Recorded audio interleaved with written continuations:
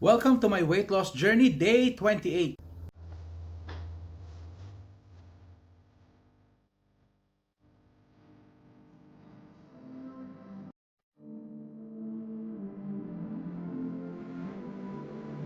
So since busog pa tayo sa kinain natin kagabi, medyo naparami rin yun. So coffee lang muna tayo for breakfast. Ano yan? Cappuccino. Pero coconut milk ang inilagay ko. Not gata ah. The milk made of coconut. Hindi siya yung gata. Okay. So, yan muna ang ating first meal of the day. So, let's drink. Start na tayo ng ating ride. So, time check it's 4:10.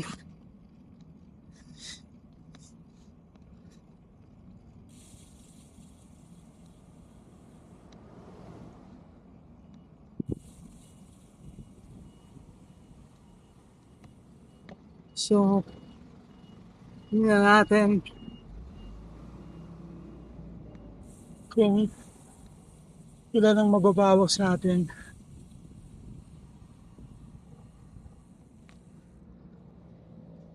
Today.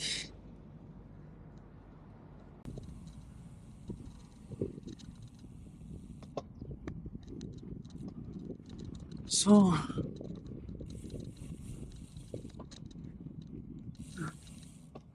pasok na tayo dito sa ating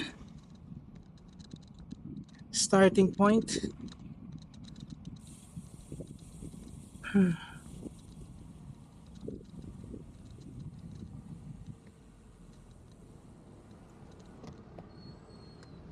Hiya. Kahapon marami tayong close encounter na ganyan na hinahabol nila yung pagtawid ko. Gusto nila akong unahan palagi. Oh my God. Ay. So, start na tayo nitong first round natin. Pasok na tayo sa ating second round. So, shoutout muna. Medyo nagreklamo yung my two boys, yung dalawang kong anak, dahil until now hindi ko pa rin daw sila nasi-shoutout. So, to my two boys, Paul Joshua and Paul Jacob, shoutout sa inyo. This ride is for you. As always, make Papa and Mama proud. Share ko lang, my eldest, which is Paul Joshua, is graduating. Last sem niya na siya. Last sem na niya sa Ateneo. So, shoutout sa mga Ateneista dyan.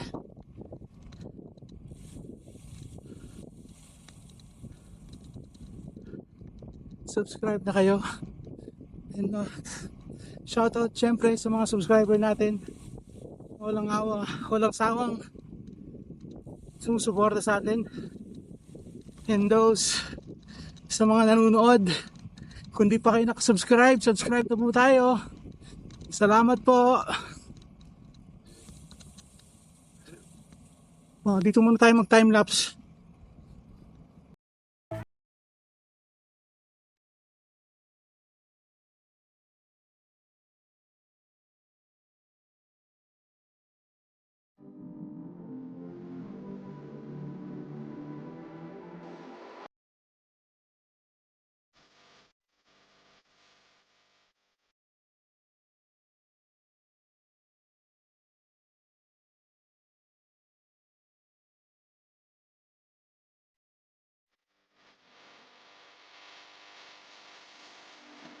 So, dito na naman tayo sa may mahangin.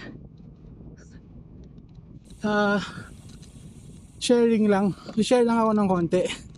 Pero tignan natin kung may maisisingit tayong hugot. Kahit hindi nyo na itatanong, no? Ano nga ba ang ko?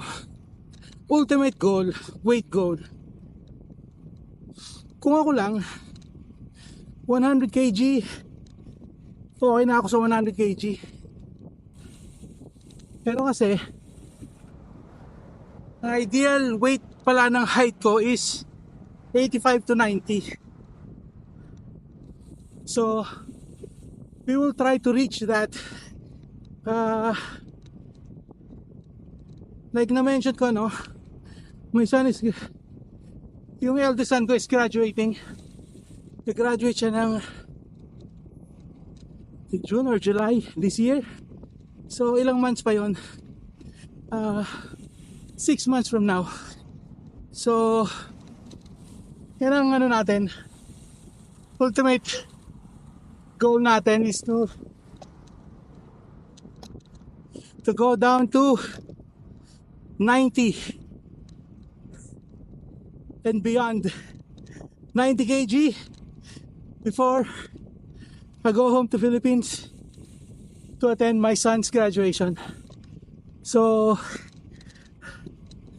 kailangan po natin ng support nyo. Words of encouragement.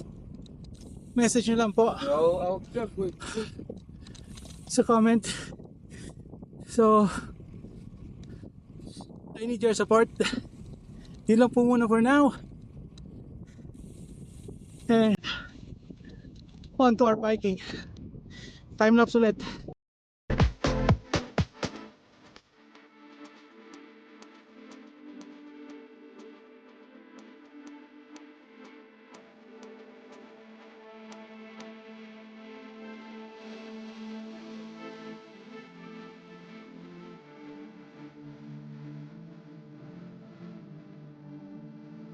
Approach nyo tayo sa pangatlong ikot natin. Hindi ko napansin. Sabi ko, bakit ako hirap na hirap? Pangalawang ikot pa lang hingal kabayo na ako. I just noticed na sobrang hangin pala kahit saan. Hindi lang doon sa may part na mahangin. And doon din sa other parts like here, mahangin din. Kaya pala, ay ito ba't hirap na hirap ako? Hindi ko maitaas yung average speed ko. Pinipilit ko nga bulin yung average speed or pataasin. Kaya naghihingal kabayo na ako. Ang taas pa rin ang resistance ng hangin yan. Anyway, pangatlo na. So,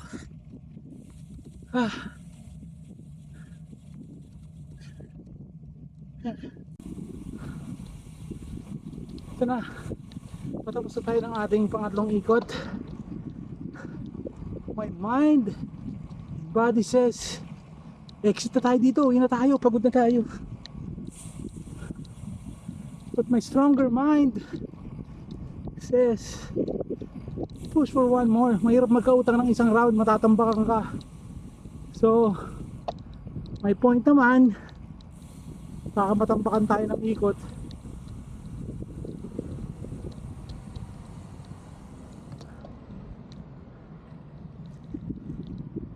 Mahirap patambakan ng ikot. So, as usual, lupakin na natin to. Yan.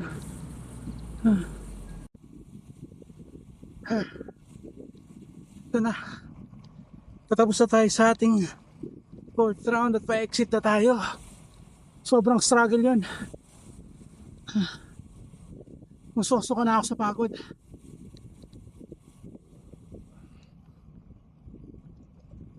So anyway, kahit pa paano na-arouse natin, wala tayong utang bukas.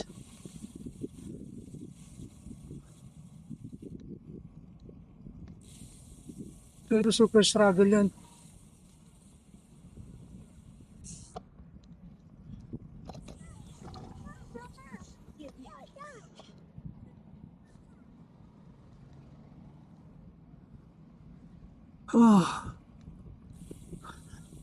Talagang ayaw tumabi no?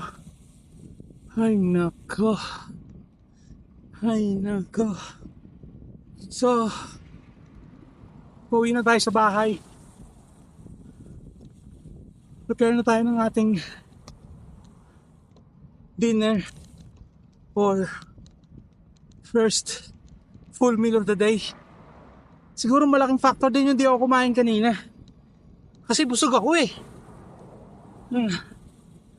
So, ayun. Prepare na tayo ng dinner. See you at home. Finally, malapit tayo sa bahay. Sobrang struggle yung ride natin today.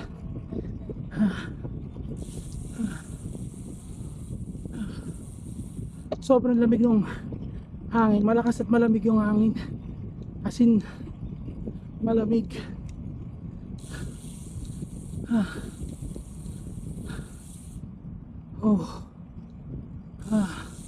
Struggle is real. Pero overall, it's a good ride. Thank you, Lord, for this safe ride. Prepare na tayo ng dinner. For dinner, gagawa tayo ng cabbage garlic fried rice. Same as nang ginawa natin noon, yung made of cauliflower. Now it's made of cabbage. So yan yung liempong na sobra natin kahapon. Then we'll put a lot of onions plus the garlic. And then we will put eggs later on.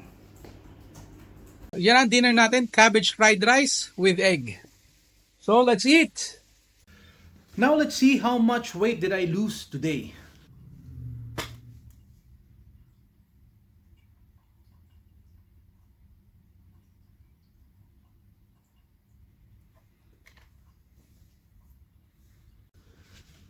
So from 117.5 now down to 117.1. So ayan na nga, medyo tumaas-taas ng konti. Bumaba tayo ng 0.4 kg. So but still medyo malayo-layo pa rin tayo sa ating 30-day goal, which is 10 kg. So basta kung ano lang maabot natin, yun na. Then we'll just keep on grinding to reach our ultimate goal, which is 90 kg. So, yan na muna. That's it for now until my next video. So, if you find this entertaining, interesting, and helpful, please like, share, and subscribe. See ya!